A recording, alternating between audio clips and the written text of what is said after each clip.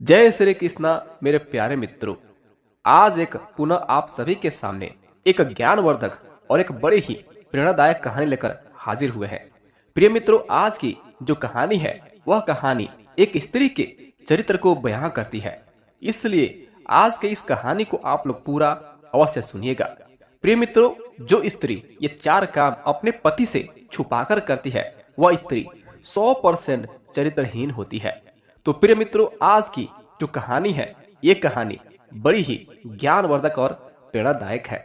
इसलिए आप सब दर्शकों से आग्रह है कि आज के इस कहानी को पूरा अवश्य सुनिएगा, क्योंकि आप लोगों को आज के इस कहानी में एक स्त्री के चरित्र के बारे में पता चलेगा कि आखिर जो स्त्री ये चार काम अपने पति से छुपाकर करती है वह स्त्री चरित्रहीन होती है, और आखिर वह चार कार्य कौन कौन से हैं।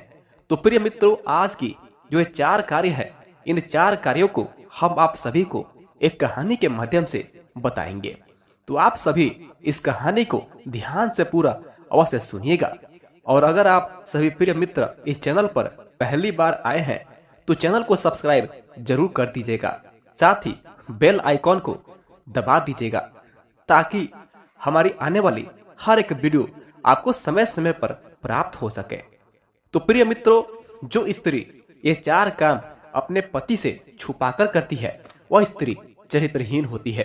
तो आइए मित्रों, जानते हैं इस बात को इस छोटी सी कहानी के माध्यम से। तो प्रिय मित्रों, ये बात है एक गांव की। एक गांव में एक लोहार रहा करता था। वह लोहार अपने गांव में सबसे ज्यादा धनवान व्यक्ति में से एक था। वह बहुत ही खुश मिजाज इंसान था, जिससे भी वह मिलता था उसको अपना बना लेता था, क्योंकि वह बहुत ही साफ दिल का इंसान था। उस लोहार के घर में केवल और केवल उसकी बेटी थी और वह लोहार था। लोहार की पत्नी का देहांत जब उसकी बिटिया हुई उसी समय उसका देहांत हो चुका था। तो लोहार और लोहार की बिटिया दोनों ही अपने घर में एक साथ रहा करते थे। लोहार जो है अपनी बिटिया से बहुत प्यार करता था। दोनों एक दूसरे को बहुत अच्छे से समझते थे और एक साथ रहा करते थे। लोहार समझता था कि अगर एक बेटी के साथ इस तरह से रहा जाए, यानी कि जो बेटी बोले वो करा जाए, और अगर बेटी को अच्छे से समझा जाए तो बहुत ही अच्छे से रहा जा सकता है। यानी वो अपने बेटी से बहुत ज़्यादा मोह माया करता था, बहुत ज़्यादा मोह माया रखता था। धीरे धीरे समय गुजरता गया। उसकी बेटी का उम्र 17 साल से 18 साल हो गया। तो लोहार सोचने लगा क्यों ना अपनी बेटी का विवाह किसी से कर दूं। इस वजह से अपने गांव से हट करके दूसरे गांव में अपने ही जाति के एक लोहार के बेटे से उसका विवाह कर दिया। विवाह करने के बाद अपने दिल पर बोझ रख करके, एक बहुत ही बड़ा पत्थर रख करके उसने अपनी बेटी को विदा किया। जब उसकी बेटी उसके घर से जा रही थी तो अब बहुत ही दुखी था, क्योंकि उसका खुशी उसके साथ जा रहा था, क्योंकि उसकी खुशी उसकी बेटी में ही बसी थी। उसकी बेटी वो घर छोड़ करके चली गई। कुछ दिन गुजर गए, कुछ महीनों गुजर गए। फिर लोहार का तबीयत थोड़ा सा नासाज रहने लगा, वह थोड़ा सा दुखी रहने लगा, उसका तबीयत थोड़ा सा बिगड़ने लगा। इस बात की जानकारी लोहार की बेटी को हुई। तो लोहार की बेटी कुछ दिनों के लिए उसके घर पर आ करके, यानी अपने मायके आ करके रहने लगी। उसकी थोड़ी बहुत मदद करने लगी, उसको भोजन पकाती और खिलाती थी, अपने पिताजी को भोजन पकाती और खिलाती थी। इस वजह से दोनों फिर से अच्छे से रहने लगे। फिर क्या हुआ, लोहार के घर के सामने ही एक ब्राह्मण का घर हुआ करता था, और उस घर में एक ब्राह्मण का बेटा था। धीरे धीरे ब्राह्मण के बेटे का संबंध लोहार के बेटी से होने लगा। दोनों एक दोस्त हुआ करते थे। दोस्त होते होते दोनों में प्रेम हो गया, दोनों में प्यार हो गया, दोनों एक दूसरे को बहुत चाहने लगे। इस बात का पता लोहार को चल गया, और लोहार ने जब यह बात सुनी तो उसे बहुत दुखी हुई, उसे बहुत दुख हुआ, क्योंकि लोहार की बेटी का शादी हो चुका था, उसका विवाह हो चुका था, और एक स्त्री का विवाह होने के बाद किसी अन्य गैर पुरुष से संबंध बनाना इस समाज में अच्छा नहीं माना जाता है। इस वजह से स्त्रियों को चरित्रहीन माना जाता है। तो इस बात की जानकारी उसको हुई तो अब बहुत ही दुखी हो गया। फिर उसने सोचा क्यों ना अपनी पुत्री को मैं अपने दामाद के घर ही इसको भेज दूं, इसको विदा कर दूं। फिर वो अपने दामाद को अपने घर पर बुलाता है। उसका दामाद उसके घर पर आता है तो उसका ससुर यानी लोहार उसकी बहुत ज़्यादा इज्जत करता है, आदर सत्कार करता है, खाने पीने की अच्छी अच्छी व्यवस्था करता है। रात हो जाने के बाद क्या करता है लोहार, जिस कमरे में उसकी बिटिया सोई हुई थी उसी कमरे के दरवाजे पर लोहार अपने दामाद को सुला देता है। फिर क्या होता है, रात हो जाती है और रात होने के बाद जो उसकी बेटियां थी वह ब्राह्मण के बेटे के साथ मिलने के लिए जाने को तैयार थी, यानी कि वह जाना चाहती थी लेकिन वह जा नहीं पा रही थी। फिर अचानक से हिम्मत करके वह घर से बाहर निकलती है। वह जा इसलिए नहीं रही थी कि क्योंकि उसका पति उसके घर के सामने ही, कमरे के सामने ही सोया हुआ था। वह डर रही थी कि कहीं इसको पता न चल जाए। फिर भी वह हिम्मत बांध करके ब्राह्मण के बेटे के साथ मिलने के लिए चली गई। लेकिन जैसे ही वह घर से बाहर निकली, कमरे से बाहर निकली, उसी समय उसके पति ने उसको देख लिया और उसको पता चल गया कि अभी रात्रि में 2 बज रहे हैं। तो वह सोचने लगा कि 2 बजे मेरी पत्नी कहाँ पर जा रही है, किससे मिलने के लिए जा रही है। तो मन ही मन वह सोचता है कि लगता है कि मेरी पत्नी पूरी तरह से जो है बदल गई है, इसको मेरे से कोई प्यार प्रेम नहीं है, लगता है ये चरित्रहीन हो चुकी है। फिर क्या होता है, वह उसके पीछे पीछे चलने लगता है। लेकिन थोड़ी देर आगे जाने के बाद लोहार की जो बेटी थी वो थोड़ी से जाने के बाद उससे थोड़ी से गुम हो जाती है, उसके नज़रों से ओझल हो जाती है। फिर उसको पता नहीं चलता है कि कहाँ पर चली गई। फिर लोहार का दामाद आकर के सो जाता है। फिर अगली सुबह सारा दिन ये सोचता रहता है कि मेरी पत्नी रात के 2 बजे आखिर कहाँ गई हुई थी। सोचते सोचते वह बोलता है कि आज मैं अपनी पत्नी को रंगे हाथ पकड़ूंगा कि आखिर रात में कहाँ पर जा रही थी, किससे मिलने के लिए जा रही थी। प्रिय मित्रों, और फिर रात हो जाने के बाद जहाँ पर सब लोग सोए हुए थे वहीं पर सब लोग सो जाते हैं। फिर रात होती है। फिर रात के 2 बजे उसकी बेटी, लोहार की बेटी उठ करके जाने लगती है। उसी समय उसका पति उसको देख लेता है कि मेरी पत्नी जा रही है, वह उसके पीछे पीछे चलने लगता है। थोड़ी देर चलने के बाद वह देखता है कि मेरी पत्नी घर के सामने वाले ब्राह्मण के पुत्र के साथ मिल रही है। उसको रंगे हाथ ऐसे ही देख लेता है लेकिन कुछ नहीं बोलता है। अगले दिन लोहार अपनी पत्नी और अपने दामाद को खुशी खुशी से विदा कर देता है। वो अपनी पत्नी को लेकर के अपने घर पर आ जाता है। घर पर आने के बाद दोनों एक साथ रहने लगते हैं। लेकिन लोहार का जो दामाद था उसके बर्ताव में बदलाव आ जाता है। वह अपनी पत्नी से ऊंचे आवाज में बोलने लगता है, चिड़चिड़ा हो जाता है। उसे ऐसा लगता है कि उसकी पत्नी उससे प्यार नहीं करती है। फिर वह सोचता है कि इस तरह से जिंदगी हमारी नहीं कटने वाली है। वह सोचता है क्यों ना मैं अपनी पत्नी का एक परीक्षा ले लूं कि मैं देखूं कि मेरी पत्नी मुझसे झूठ बोलती है या कि मुझसे सच बात बोलती है। उसके घर के थोड़ी देर आगे ही एक मंदिर हुआ करता था। उस मंदिर में उसकी पत्नी हर दिन पूजा करने के लिए जाया करती थी। तो लोहार का दामाद सोचा क्यों ना मैं एक भिखारी का भेष बना करके जा करके मंदिर के सामने बैठ जाऊं और अपनी पत्नी से इससे कुछ मांगूं और फिर मैं इसको दिखाऊं तो देखूं ये मुझसे झूठ बोलती है या कि सच बोलती है। वही काम वह करता है। फटा पुराना कपड़ा पहन लेता है, मुंह पर कालिख पोंछ लेता है और जा करके मंदिर के सामने बैठ जाता है। फिर इधर से इसकी पत्नी पूजा करने के लिए जाती है और पूजा करने के बाद वह रास्ते में आती है तो देखती है एक भिखारी मंदिर के बाहर बैठा हुआ है और कुछ खाने पीने को मांग रहा है। वह भिखारी के पास जाती है और वह उसका पति होता है, लेकिन वह अपने पति को पहचान नहीं पाती है। उसका पति कालिख पोत लेता है और फटे पुराने कपड़े जो पहना हुआ है, इसलिए उसको पहचान नहीं पाती है। उसने अपने पति से बोला तुम्हें क्या चाहिए। उसका पति बोलता है न तो मुझे अन्न चाहिए न ही मुझे धन चाहिए, मुझे आपके गले में जो हार है वो हार चाहिए। फिर क्या, उसकी पत्नी उसको वो हार दे देती है।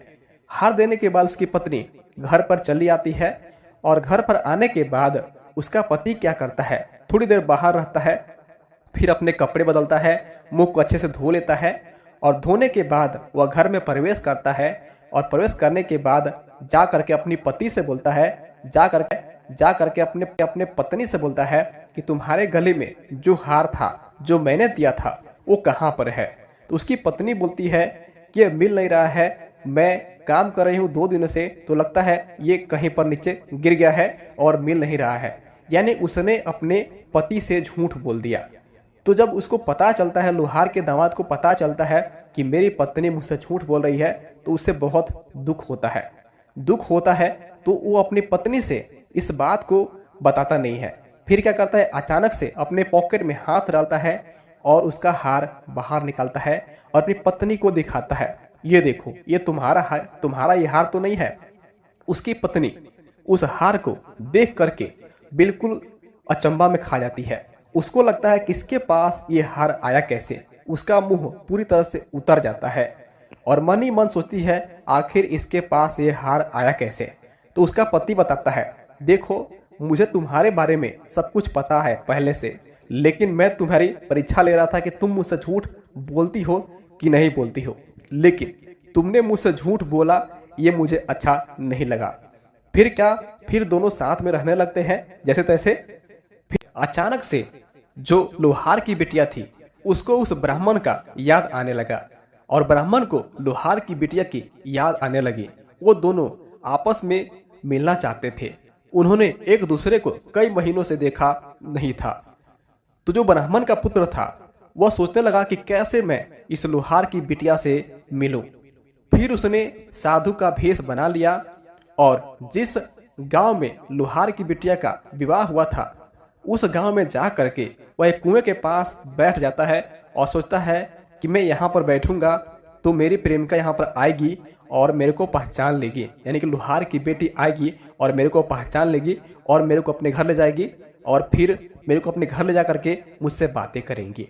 फिर क्या हुआ, जिस कुएं के पास ये बैठा हुआ था उसी कुएं के पास लोहार की बिटिया आई पानी लेने के लिए। लेकिन जैसे ही अपने प्रेमी को देखा तो उसने उसको पहचान ली। पहचानने के बाद दोनों आपस में एक दूसरे से बातें करने लगे। फिर लोहार की बिटिया बोली, इस तरह से तुमसे मैं नहीं मिल सकती। अगर तुमको मेरे से मिलना है तो तुमको एक नाटक करना होगा और उस नाटक के जरिए तुमको हमारे घर के अंदर प्रवेश करना होगा। फिर क्या होता है, लोहार की बिटिया जाती है घर और अचानक से अपने पति के सामने बोलने लगती है कि मेरा एक पैर बहुत तेज से दर्द कर रहा है। और इस बात को बोलते हुए वो चारों तरफ तेज तेज बोलने लगती है कि बचाओ बचाओ, मेरा एक पैर दर्द कर रहा है। तो जो लोहार का दामाद था वो परेशान हो गया, सोचा कि मेरी पत्नी को क्या हो गया, क्या हो गया। तो उसने अपने गांव के जितने भी बड़े से बड़े वैद्य थे सबको दिखा लिया, मगर कोई लाभ नहीं हुआ, उसका पैर ठीक नहीं हुआ। ठीक इसलिए नहीं हुआ प्रिय मित्रों, क्योंकि वह बहाना कर रही थी अपने प्रेमिका से मिलने के लिए। फिर अपने ही मुंह से लोहार की बिटिया बोली, इस गांव में एक बहुत ही बड़े ज्ञानी आए हैं जो वैद्य के बारे में सब कुछ जानते हैं, मेरे को उनके पास लेकर के चलिए या फिर आप खुद उनको बुला करके हमारे घर के अंदर लेकर के आइए। फिर क्या हुआ, लोहार का दामाद उस वैद्य के पास जाता है जो वैद्य झूठ मूठ का कपड़े पहन करके उसका भेष बना करके बैठा रहता है। उसके पास जा करके बोलता है कि मेरी पत्नी का पैर, मेरी पत्नी के पैर में दर्द होता है और वह दर्द ठीक नहीं हो रहा है। चलिए, मेरी पत्नी ने आपके बारे में बहुत सुना है, मेरी पत्नी ने आपके बारे में सुना हुआ है, इसलिए मेरी पत्नी चाहती है कि आप उसका इलाज चल कर। और उसका पति चल देते हैं।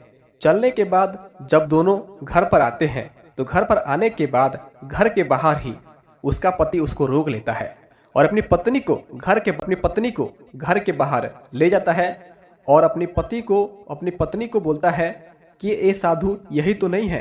फिर उसकी पत्नी बोलती है, हाँ यही साधु है, यही मेरे पैर का इलाज करेंगे। और जैसे ही दोनों प्रेमी प्रेम का आपस में एक दूसरे को देखते हैं तो बहुत खुश हो जाते हैं। तो झूठ मूठ का जो ब्राह्मण का पुत्र था वो अपनी प्रेमिका के सामने मंत्र बोलने लगता है। जैसे ही वो मंत्र बोलता है तो उसकी पत्नी यानी कि लोहार के दामाद की जो पत्नी थी वह धीरे धीरे नाटक करने लगती है कि उसका पैर धीरे धीरे ठीक हो रहा है। फिर उसका पैर ठीक हो जाता है, यानी वो नाटक करना बंद कर देती है और अपने पति के सामने ही उस संत का, उस साधु का बड़े ही जोर जोर से बड़ाई करने लग जाती है। फिर क्या होता है, अपने पति से बोलती है कि देखिए इन्होंने मेरे पैर को ठीक कर दिया है, क्यों ना आज ये हमारे साथ ही रहेंगे, आज हम इनका खातिरदारी करेंगे। फिर क्या होता है, फिर लोहार का दामाद यह बात स्वीकार कर लेता है और बहुत ही आदर सत्कार से उसको खाना खिलाते हैं, अपने साथ उसको रखते हैं। फिर रात हो जाती है।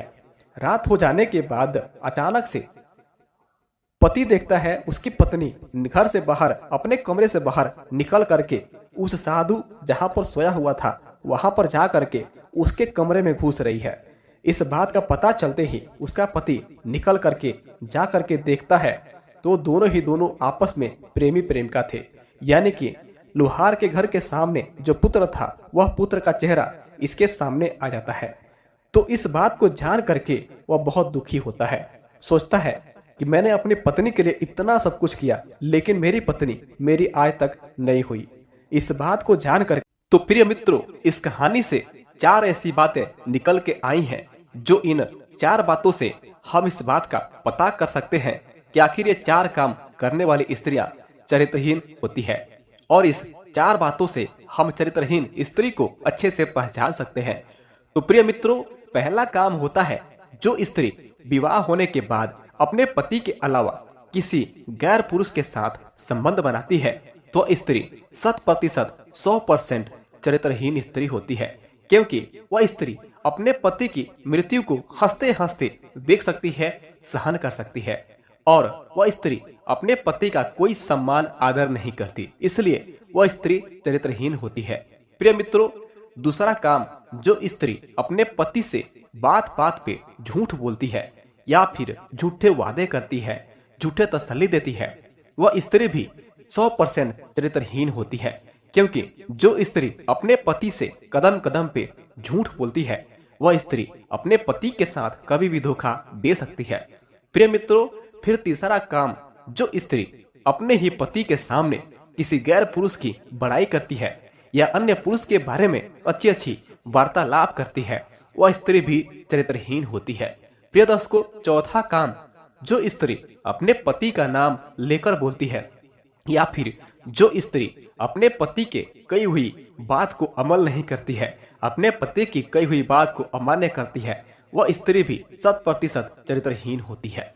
तो प्रिय मित्रों, इस प्रकार ये 4 काम करने वाली स्त्रियां चरित्रहीन होती है।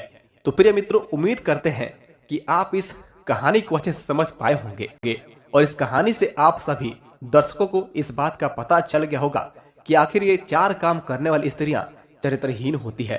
तो कहानी कैसे लगी आप नीचे कमेंट बताइए। इस कहानी को अपने मित्रों, अपने दोस्तों में शेयर कीजिए ताकि वे लोग भी इस कहानी को अच्छे से समझ पाए।